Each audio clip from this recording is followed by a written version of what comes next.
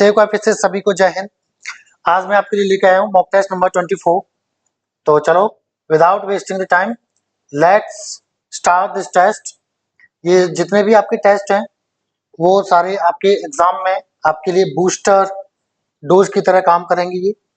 तो सभी लोग जरा अच्छे से समझ के चलेंगे चीजों को, ठीक है।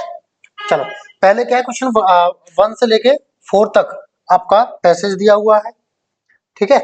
उसके बाद क्या है, बाकी के क्वेश्चन होंगे, ठीक है। चलो देखते हैं पहले इसको। इन एंशिएंट टाइम्स, पुराने समय में people use to travel on foot और on animals like horse and camels. जो लोग हैं वो किस पे यात्रा करते थे?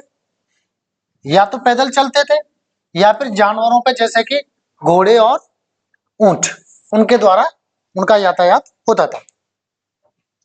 एज टेक्नोलॉजी डेवलप्ड, जैसे ही तकनीकी विकसित हुई, ह्यूमंस इन्वेंटेड द व्हील, इंसानों ने पहिए बनाए, leading to the creation of cars and wagons, जिससे बैलगाड़ियां और अन्य गाड़ियां बनना शुरू हुई।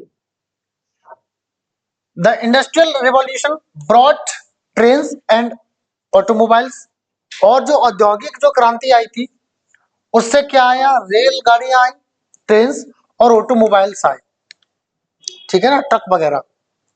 Making travel faster and more convenient, जिससे क्या हुआ, जो यात्रा थी वो और तेज हो गई, मतलब और जल्दी जल्दी माल का आवागमन हुआ, और क्या हुआ, अधिक सुविधाजनक भी बनी चीजें।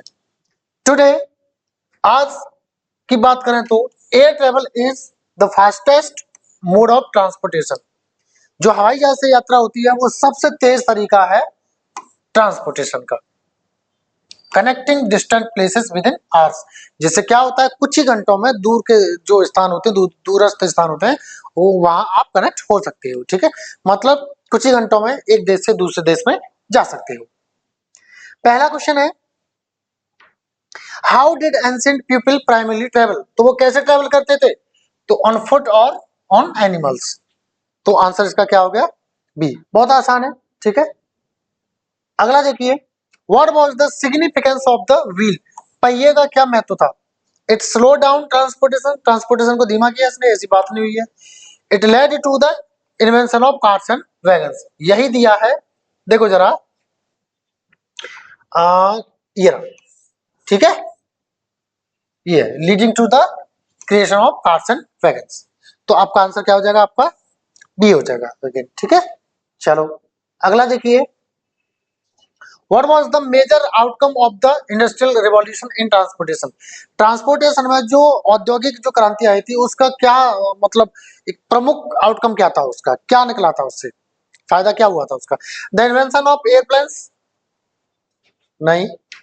The introduction of trains and automobiles, देखो यहाँ पे लिखा भी है the industrial revolution brought trains and automobiles, तो आपका आंसर यहाँ पे क्या हो जाएगा, अगेन बी हो जाएगा। अगला देखिए, what is the main idea of the passage? जो पैसेज है उसका मुख्य आइडिया क्या है? The problems of transportation, transportation की दिक्कतें। The evolution of transportation, transportation का जो विकास हुआ था वो। The disadvantage of modern travel, नहीं। The role of animals in transportation, नहीं। तो जो मेन आइडिया है वो क्या है कि जो ट्रांसपोर्टेशन है वो कैसे विकसित हुआ था, क्योंकि पहले पैदल चलते थे, है ना, या घोड़ों वगैरह पे चलते थे, जानवरों पे। फिर टेक्नोलॉजी डेवलप हुई, फिर क्या है, व्हील बने, जिससे क्या है, कार्स और वैगन्स बनी, फिर ट्रेन आई, फिर ऑटोमोबाइल्स, ट्रेन और मोबाइल्स आई, फिर उसके बाद में एयरप्लेन वगैरह आई, ठीक है। तो द एवोल्यूशन ऑफ ट्रांसपोर्टेशन इसका होगा सही आंसर। क्वेश्चन नंबर 5 देखिए, identify the part of speech, part of the sentence that contains an error, यानी ये जो वाक्य दिया हुआ है इसमें कहीं गलती है, उसको आपको फाइंड करना है। The teacher along with the students were playing football in the ground, बच्चों के साथ साथ अध्यापक भी ग्राउंड में क्या कर रहे थे, जो है फुटबॉल खेल रहे थे। तो देखो एक बात सुनना, जब अलोंग विद से दो सब्जेक्ट कनेक्टेड हो, एक ये रहा और एक ये रहा, तो जो वर्ब आती है ना वर्ब, तो वर्ब इस वाले सब्जेक्ट के अनुसार आती है। तो ये वाला सब्जेक्ट क्या है, टीचर, टीचर यानी कि सिंगुलर, और सिंगुलर होगा तो फिर यहाँ पे वर नहीं होगा, क्या आएगा, वो हो जाएगा। तो इसी वाले पार्ट में गलती है, वर प्लेइंग फुटबॉल, इसमें गलती है, वर की जगह क्या आ जाएगा, वॉज हो जाएगा। ठीक है, चलो अगला देखिए जरा, choose the word closest in meaning to abolish. आप ऐसे समझो सिनोनिम पूछा जा रहा है, क्लोजेस्ट लिख दें, नियरेस्ट लिख दें, सेम इन द मीनिंग लिख दें, सिनोनिम लिख दें। बात देखिए कि आपसे सिनोनिम पूछा जा रहा है। तो एबोलिश का मतलब होता है मिटाना, हटाना, खत्म कर देना। एस्टेब्लिश का मतलब होता है स्थापित करना। एलिमिनेट मतलब होता है हटाना। फिक्स मतलब होता है जोड़ना, सही कर देना। और रिटेन मतलब होता है बनाए रखना। ठीक है, तो आपका इसका क्या पूछा है, सिनोनिम पूछा है। एबोलिश माने हटाना और एलिमिनेट यानी हटाना, यानी आंसर आपका हो जाएगा बी हो जाएगा। सेवेंथ देखिए, what does the idiom break the ice mean. Break the ice जो मीन, ब्रेक द आइस जो इडियम है आपका, इसका क्या अर्थ है ये पूछ रहा है। तो ब्रेक द आइस का मतलब समझो, देखो आइस मतलब बर्फ, बर्फ मतलब जमी हुई, जमी हुई चीज को तोड़ना।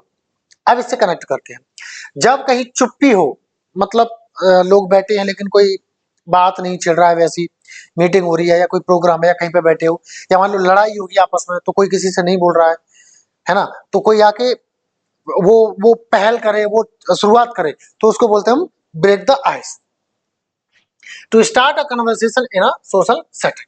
आंसर आपका यही हो जाएगा। To break something into pieces नहीं, टू मेक समवन एंग्री नहीं, इग्नोर समवन नहीं, आंसर आपका हो जाएगा ये। ठीक है, बातचीत शुरू कर देना। ठीक है, अगला देखो जरा, choose the best replacement for the underline phrase. Underline ये है, ठीक है, अंडरलाइन ये यहाँ अंडरलाइन देनी रखी है। If I was you I would apologise immediately. अगर मैं तुम्हारी जगह होता ना तो मैं तुरंत माफी मांग लेता। तो मेरी बात सुनो, कल्पना हो रही है ना, तो मैं तुम्हारी जगह हूं और ना ही ऐसा हुआ है, सिर्फ क्या हो रही है, कल्पना यानी इमेजिनेशन। तो इमेजिनरी वाक्य होते हैं, इमेजिनरी वाक्य में सब्जेक्ट चाहे हमारा सिंगुलर हो या फिर हो वो प्लूरल, हम क्या लगाएंगे, वर लगाते हैं। ठीक है, तो वॉज यू की जगह क्या लगा दोगे, वर लगा दो। ठीक है, तो आंसर आपका क्या हो जाएगा, बी हो जाएगा। ठीक है, अगला देखिए, choose the antonym of hostile. Hostile मतलब दुश्मनी वाला, है ना, दुश्मनी वाली जो चीज है, इसका क्या होगा, फ्रेंडली। अग्रेसिव होता है आक्रामक, रीड मतलब अक्खड़, मतलब ऐसे ही गंवार टाइप, वायलेंट मतलब जो है हिंसक, जो लड़ाऊ टाइप हो। ठीक है ना, हाँ, तो आपका आंसर क्या हो जाएगा, फ्रेंडली। अगला देखिए जरा, कन्वर्ट इनटू पैसिव वॉइस, यानी ये एक्टिव दिया हुआ है, इसको आपको क्या बनाना है, पैसिव बनाना है। The teacher is checking the answer sheets. Subject, verb, object, तो इसको इधर ले आओ और इनको इधर पहुंचा दो और इसको चेकिंग को चेक्ड कर दो और इसके बाद में क्या लगा दो, बी। कॉन्टिन्यूस बनाना है तो बी। ठीक है, तो द आंसर्स, अच्छा सॉरी ये शीट्स है, द ये आर हो जाएगा। ठीक है, the answer sheets are being checked. देख लो जरा, द आंसर शीट्स इज नहीं आएगा क्योंकि शीट्स प्लूरल है। द टीचर चेक्स ये क्यों आएगा, द आंसर शीट्स है क्यों आएगा, आंसर आपका बी हो गया। The answer sheets are being checked by the teacher. ठीक है, चलो अगला देखिए, convert into direct speech, indirect speech, यानी डायरेक्ट दिया हुआ है, इसका इनडायरेक्ट बनाना आपको। He said I will visit my grandparents tomorrow. Option में देखो क्या ही है सब में, पहली बात तो विल का क्या हो जाएगा, वुड हो जाएगा, तो विल को खत्म करो, विल को खत्म करो, है ना। और यहाँ विजिटेड भी क्यों आएगा, तो आंसर आपका एक ही हो गया, क्या, बी। ठीक है, ही है भाई, ही के लिए हिज हो जाएगा माई की जगह। ठीक है, हो गया। ठीक है, तो he said that he would visit his grandfather. अच्छा, टुमारो का क्या हो जाएगा, द नेक्स्ट डे, तो द नेक्स्ट डे। ठीक है ना, चलो अगला देखते हैं। Choose the correct preposition. Preposition क्या होगा करेक्ट, इसमें ये बताना है। The book is lying dash the table. Table पर कोई चीज रखी है और यहाँ पे क्या है, किताब, किताब टेबल पर रखी हुई है, तो रखी होगी तो ऐसे टच हो रही होगी, टच होने के लिए हम क्या लगाते हैं, ऑन लगाते हैं। आपका आप ऑप्शन नंबर ए कर दीजिए। ठीक है, चलिए अगला, choose the correct article. He is dash best player in the team. Best जो है गुड की कौन सी डिग्री है, सुपरलेटिव डिग्री है, और सुपरलेटिव डिग्री से पहले हमेशा हम क्या लगाते हैं, द लगा देते हैं, तो आप क्या लगा दोगे, द। आप बेस्ट का ब देख करके आप ए लगाने की गलती मत करना, ठीक है, कॉन्सोनेंट के हिसाब से सुपरलेटिव डिग्री से पहले द आता है। अगला देखिए, choose the correct form of the adjective, यहाँ पे एडजेक्टिव बताना करेक्ट।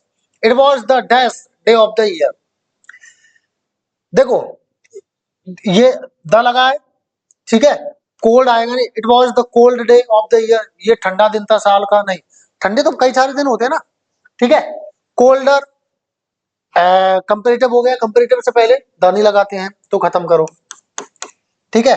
मोस्ट कोल्ड कुछ होता नहीं है, क्योंकि कोल्ड का जो है सुपरलेटिव डिग्री बनता है कोल्डेस्ट से, कोल्ड मतलब ईएसटी से, तो आंसर आपका सी हो जाएगा। इट वाज द, और द आया सुपरलेटिव डिग्री से पहले द आता है, तो it was the coldest day of the year, यानी साल का सबसे ठंडा दिन था ये।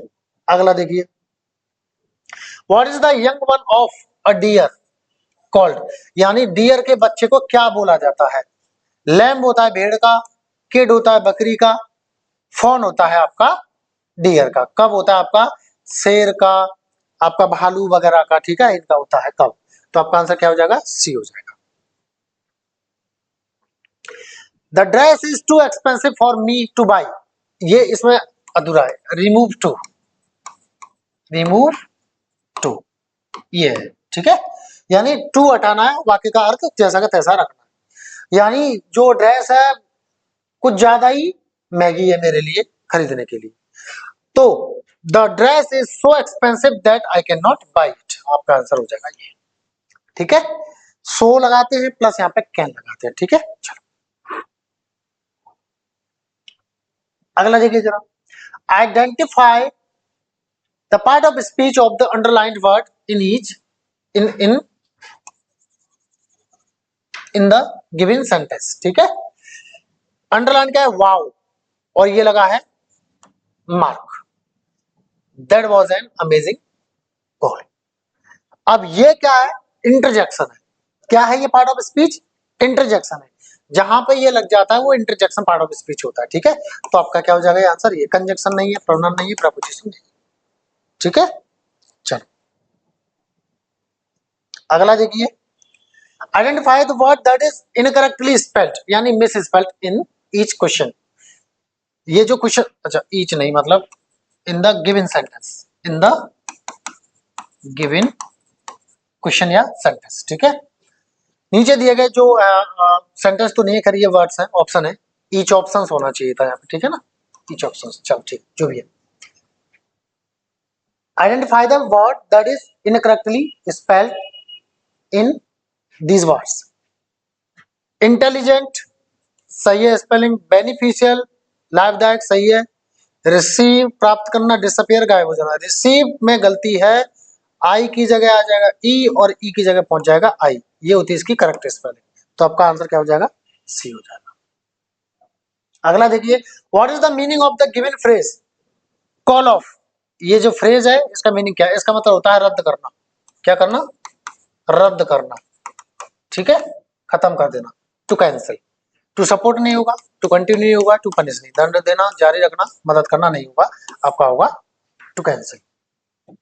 Last question, rearrange the words to form a meaningful sentence, एक अर्थपूर्ण सेंटेंस वाक्य बनाने के लिए आपको रीअरेंज करना है इसको, तो चलो देखते हैं, ये सीक्वेंस से पहले दूसरा आएगा, चौथा आएगा, ये मतलब कौन सा क्या आएगा? ऑप्शंस में दो से शुरुआत हो रही, मतलब तीन से नहीं हो रही, इसका मतलब तीसरा कौन सा, इससे शुरुआत नहीं होगी, दो से देख लेते हैं पहले, दूसरा कौन सा है? अवाइज मैन, ठीक है चलो, तो अवाइज मैन, अब देखो अवाइज मैन एक बुद्धिमान व्यक्ति इज द बेस्ट पॉलिसी, बुद्धिमान व्यक्ति पॉलिसी होगा नहीं, यानी दो के प्लस में तीन तो नहीं आएगा, तो दो के प्लस में तीन किसी में है भी नहीं, ठीक है चलो हटाओ, फिर क्या आएगा? दो के बाद में एक चार है, दो के बाद में एक एक है, तो देखते हैं पहले कौन सा सेट हो रहा है, a wise man that honesty, a wise man एक बुद्धिमान व्यक्ति की ईमानदारी, नहीं सेट हो रहा है, इसका मतलब दो के बाद में पहला नहीं आएगा, तो ये भी कट जाता है, ठीक है, और दैट ऑनेस्टी से शुरुआत हो नहीं सकती, तो ये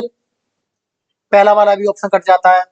अब देख लेते हैं फोर्थ से शुरुआत हो सकती है, वंस सैड, वंस सैड भी ये बाद के वर्ड्स हैं, तो इससे भी शुरुआत नहीं होगी, आंसर आपका ये हो जाएगा। आप चलो सेट करके देख लेते हैं, a wise man once said, एक बुद्धिमान व्यक्ति ने एक बार कहा, सेट हो रहा है, तो टू 4, चलो ठीक है, सही बन रहा है।